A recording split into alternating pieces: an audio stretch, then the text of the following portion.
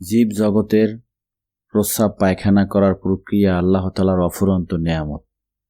বিশেষ করে সৃষ্টির সেরা জীব মানুষের জন্য মহা নেয়ামত। মানুষ সুস্থ থাকার জন্য স্বাভাবিকভাবে নিয়মিত প্রস্রাব পায়খানা হওয়া অত্যন্ত জরুরি।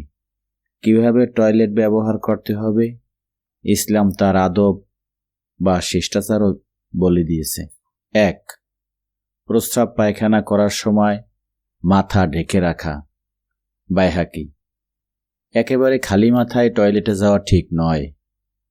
তখন কাপড় ইত্যাদি দ্বারা মাথা ঢেকে রাখার কথা সাহাবায়ে কেরাম এবং তাবেঈন থেকে প্রমাণিত।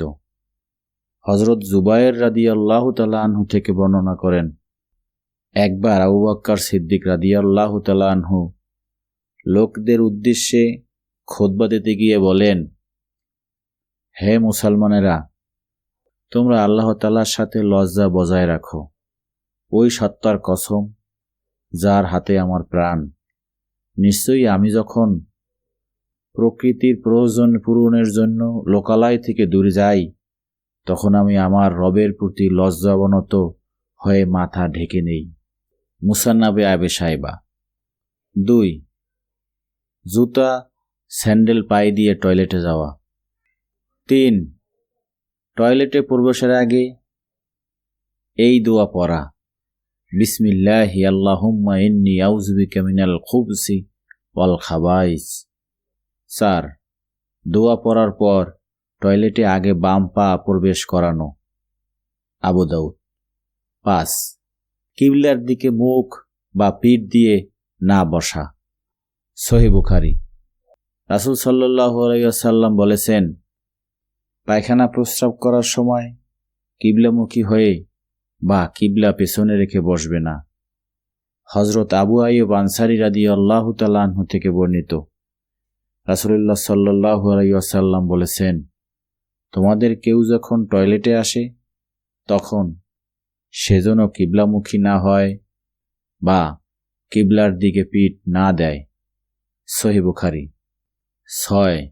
যথাসম্ভব বসার নিকটবর্তী হয়ে সতর খোলা এবং বসা অবস্থায় প্রস্রাব পায়খানা করা। দাঁড়িয়ে প্রস্রাব না করা। নাসাই। ৭. প্রস্রাব ও নাপাক পানির ছিটা থেকে অত্যন্ত সতর্কতার সাথে বেঁচে থাকা। রাসূল সাল্লাল্লাহু আলাইহি ওয়াসাল্লাম বলেন, তোমরা প্রস্রাব থেকে পবিত্রতা অর্জন করো, কেননা বেশিরভাগ কবরে আযাব এ কারণেই হয়ে থাকে। ৮. পানি খরচ করার আগে ঢিলা কুলুপ বা টয়লেট পেপার ব্যবহার করা। রাসূল সাল্লাল্লাহু আলাইহি ওয়াসাল্লাম বলেছেন, মল ত্যাগের পরে ৩টা ঢিলা দ্বারা পবিত্রতা অর্জন করবে, এরপর পানি দ্বারা ধৌত করবে। ইবনে মাজাহ। ৯. ঢিলা ও পানি খরচ করার সময় বাম হাত ব্যবহার করা। রাসূল সাল্লাল্লাহু আলাইহি ওয়াসাল্লাম বলেছেন, যখন তোমরা টয়লেটে যাবে তখন লজ্জাস্থানকে ডান হাতে স্পর্শ করবে না এবং ডান হাতে শৌচক্রিয়া করবে না। সহিহ মুসলিম। ১০. প্রস্রাবের ফোঁটা আসা বন্ধ হওয়ার জন্য আড়ালে সামান্য চলাফেরা করা। ইবনে মাজাহ। ১১. যেখানে প্রস্রাব পায়খানার জন্য নির্ধারিত কোনো জায়গা নেই সেখানে এমনভাবে বসা যেন সতর নজরে না পড়ে। আবু দাউদ। ১২. প্রস্রাবের জন্য নরম বা এমন স্থান খুঁজে নেওয়া যেখান থেকে প্রস্রাবের ছিটা শরীরে বা কাপড়ে না লাগে।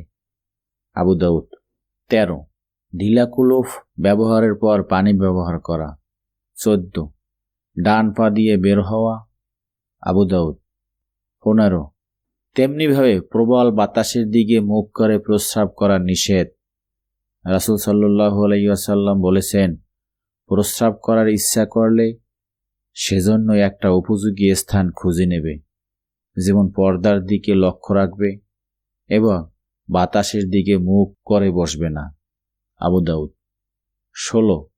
ওযু ও গোসলের স্থানে বা স্থির পানিতে প্রস্রাব পায়খানা করা নিষেধ। রাসূলুল্লাহ সাল্লাল্লাহু আলাইহি ওয়াসাল্লাম বলেছেন, প্রবাহমান নয় এমন স্থির পানিতে প্রস্রাব করবে না, যেমন পুকুর, হাউস ইত্যাদি। গোসলখানায় প্রস্রাব করবে না, কেননা বেশিরভাগ সন্দেহ এর দ্বারাই সৃষ্টি হয়ে থাকে। তিরমিজি। 17, প্রস্রাব পায়খানার ক্ষেত্রে অন্যান্য আদব শিক্ষা দিয়ে রাসূল সাল্লাল্লাহু আলাইহি সাল্লাম বলেছেন, কোনো গর্তের মধ্যে প্রস্রাব করবে না। আবু দাউদ। মলত্যাগের সময় কথা বলবে না। সুনানে আহমদ। পানির ঘাটে, রাস্তার মধ্যে, ছায়ার স্থানে প্রস্রাব পায়খানা করবে না। আবু দাউদ। 18, হাড্ডি, কয়লা, কাগজ, গাছের কাঁচা পাতা, খাদ্যদ্রব্য, শুকনো গোবর দ্বারা পবিত্রতা অর্জন করা নিষেধ। তিরমিজি।